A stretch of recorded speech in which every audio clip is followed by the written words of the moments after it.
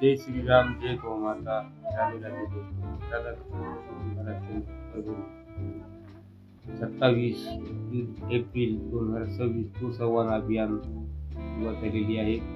याचा प्रसार प्रचार निघाला आहे. गुढीपाडव्यावर आपण भारताला भूसंवाद अभियानामध्ये सामील होण्यासाठी आपण त्यांना सहभागी केले आहे. सही करू बघू शकता आपण व महाराजांना सुद्धा आपण अशा प्रकारे भूसंवाद अभियानाला पाठिंबा देण्यासाठी सहीचा आमंत्रण केलेलं आहे व येत्या वेळेस तहसीलला 27 तारखेला सकाळी निवेदन देण्यासाठी येण्यास सांगितलेलं आहे. आपण व माझ्यासोबत निर्मल पाटील आहेत व तसंच तिथल्या आपण छोट्या मृदंगाचार्य असो या गोसेवक असो त्यांना सुद्धा सहीचं आव्हान केलेलं आहे.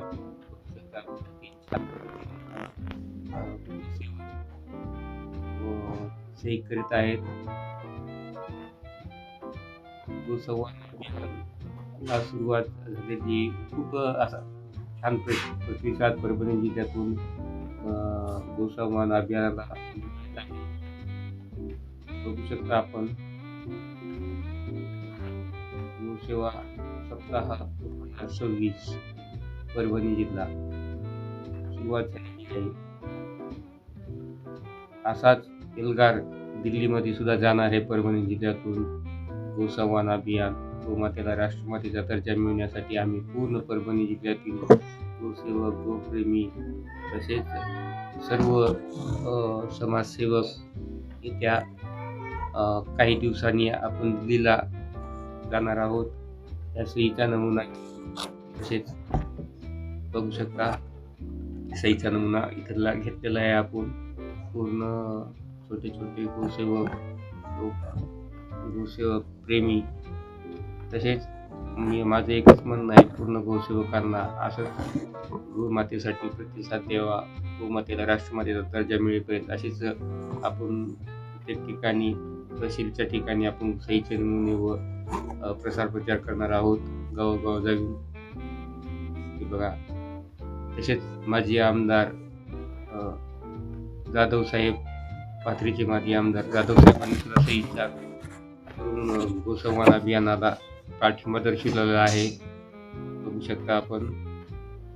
माणिकराव जाधव पाटील यांनी सुद्धा गोसंवाद अभियानाला प्रतिसाद दिलेला आहे व मला ते म्हणजे तुम्हाला काय लागते ते आमचा पाठिंबा आहे. बघू शकता ती छान प्रतिसाद आपल्याला मिळत आहे. बघू शकता साधवणी गोसंवाद अभियानासाठी प्रतिसाद देत आहे व येणाऱ्या 27 तारखेला तहसीलला आम्ही येऊ असे सुद्धा ते बोललेले आहेत. बघू शकता पूर्ण असा प्रतिसाद मिळत आहे परभणी संवाद अभियानाला. जय श्रीराम जय गोमाता. तसेच बाजूला बसलेले काशीचे महाराज सुद्धा यांनी सुद्धा सही करून पाठिंबा दर्शवलेला आहे. यांनी सुद्धा सहीचा नमुना केलेला आहे व भूसंवाद अभियानाला पाठिंबा दर्शवलेला आहे. येत्या 27 तारखेला येणार आहेत. तुम्ही सुद्धा या. जय श्रीराम जय गोमाता. लाईक सबस्क्राईब करा माझ्या चॅनलला. धन्यवाद.